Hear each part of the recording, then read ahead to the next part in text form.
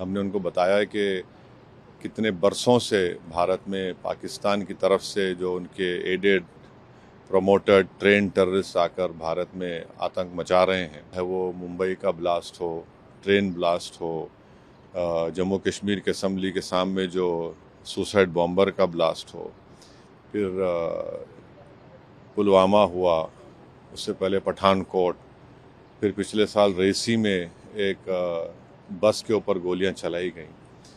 तो हमने बताया कि ये पूरा स्किट जिसमें ट्रेडमार्क्स पाकिस्तान के हैं, पाकिस्तान का इन्वॉल्वमेंट इससे भी साबित होता है कि जो पहलगाम के टेररिस्ट अटैक के बाद टीआरएफ ऑर्गेनाइजेशन ने 2 मरतबा इंटरनेट के ऊपर उसको कबूल किया। सिक्योरिटी काउंसिल का जो सैंक्शन कमेटी के सामने दिसंबर 2023 में कह दिया था कि टीआरएफ पे आप सैंक्शन लगाइए, ये यहाँ पर भारत में गड़बड़ कर सकता है। आज जो सुबह में हम बहरीन के डिप्टी पीएम हैं शेख खालिद बिन अब्दुल्ला अल खलीफा, फिर उसके बाद जो शूरा काउंसिल के चेयरमैन हैं हिज एक्सेलेंसी अली बिन सालेह अल सालेह, और फिर जो फर्स्ट डिप्टी स्पीकर हैं हिज एक्सेलेंसी अब्दुल नबी सलमान अहमद साहब के साथ और कौंसलर रिप्रेजेंटेटिव की हमारी मीटिंग हुई। बहुत अच्छी मीटिंग हुई। उसमें तमाम ग्रुप ने जो जय पांडा उसकी क़यादत कर रहे हैं, हमने भारत का पक्ष रखा।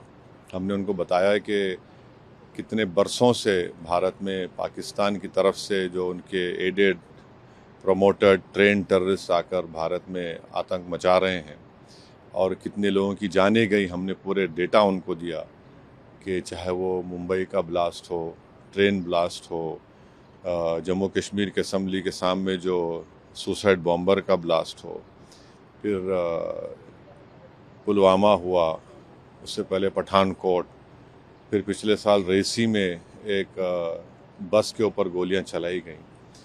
तो हमने बताया कि ये पूरा स्किट जिसमें ट्रेडमार्क्स पाकिस्तान के हैं। और एक बात हमने बताई कि जो टीआरएफ ये जो टेररिस्ट ऑर्गेनाइजेशन है, 1262 जो सिक्योरिटी काउंसिल का जो सैंक्शन कमेटी के सामने दिसंबर 2023 में कह दिया था कि टीआरएफ पे आप सैंक्शन लगाइए, ये यहाँ पर भारत में गड़बड़ कर सकता है।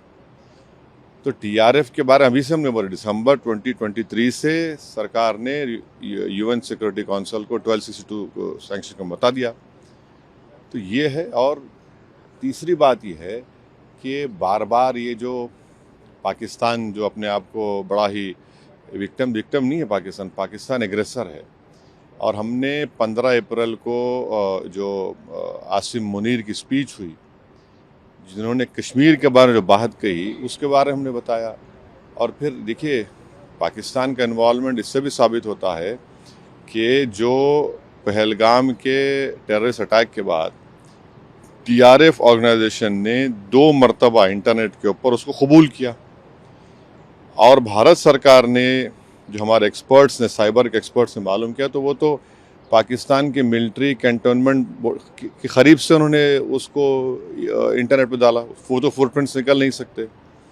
और तीसरे, हमारी देश की जो प्रीमियर इन्वेस्टिगेटिव एजेंसी एनआईए ने केस रजिस्टर किया है, तो इसमें पूरा इसका इन्वॉल्वमेंट है। और फिर भारत तरफ से जो एक्शन लिया गया, तो पहले 9 मुकामात को हमने निशाना बनाया जो यूनाइटेड नेशन के डेजिग्नेटेड टेररिस्ट ऑर्गेनाइजेशंस का ऑफिस है, और पाकिस्तान ने बेहूदगी की।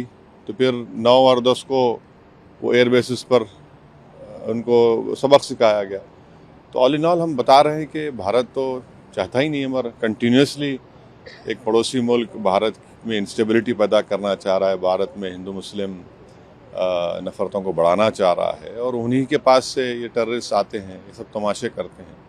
तो बहुत अच्छी मीटिंग्स हुई और सब ने इस पॉइंट को उनके सामने रखा, और उन्होंने भी सुना है। हम उनको ये कह रहे हैं कि आप भारत को आप जो देख रहे हैं, और भारत यहाँ पर बहरीन में तो 1962 तक रिज़र्व बैंक ऑफ इंडिया की तरफ से गल्फ रुपी इस्तेमाल होता था, और भारत पहला देश है जो एंटी कॉलोनियल स्टैंस लिया था यूनाइटेड नेशन में, और उसकी वजह से बहरीन को यहाँ पर अंग्रेज़ों को छोड़ के जाना पड़ा।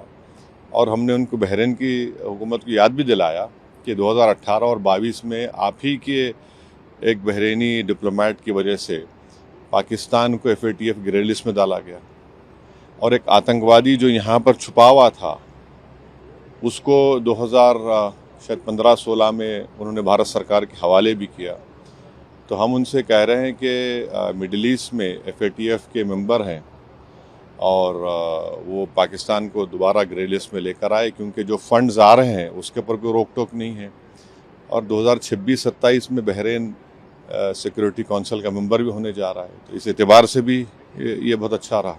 जिस तरह से टॉप लीडर से मुलाकात हुई, 2 दिन की बहरीन की विजिट खत्म होने वाली है, गवर्नमेंट की तरफ से, बहरीन गवर्नमेंट की तरफ से किस तरह का आश्वासन मिला? देखिए, हमने जो बातचीत की उन्होंने बड़ा अच्छा सुना, उन्होंने अपनी बातें भी रखी जो उनकी सरकार का ज़ाहिर अपना पक्ष रखे, हम अपनी सरकार की बात रखे। उनको बताए कि देखिए इनस्टेबल करने की जो कोशिशें की जा रही हैं भारत को, ठीक नहीं है और ना साउथ एशिया के लिए ठीक है, ना रीजन के लिए ठीक है, ना किसी के लिए भी ठीक है। तो उन्होंने भी कहा कि हम तो यहाँ पर करीब 7 लाख से करीब ज़्यादा नॉन बहरीन रहते से बड़ा हिस्सा हमारे करीब 2 लाख मलयाली इंडियंस रहते हैं, फिर कर्नाटका के हैं, तेलंगाना आंध्रा के हैं और मुख्तलिफ भारत के लोग यहाँ पर रहते हैं। तो सब उन्होंने उस बात को माना कि भाई यहाँ पर आप भारत के लोगों का बहुत बड़ा कंट्रीब्यूशन है बहरीन के लिए। हमने भी अपनी बात रखी।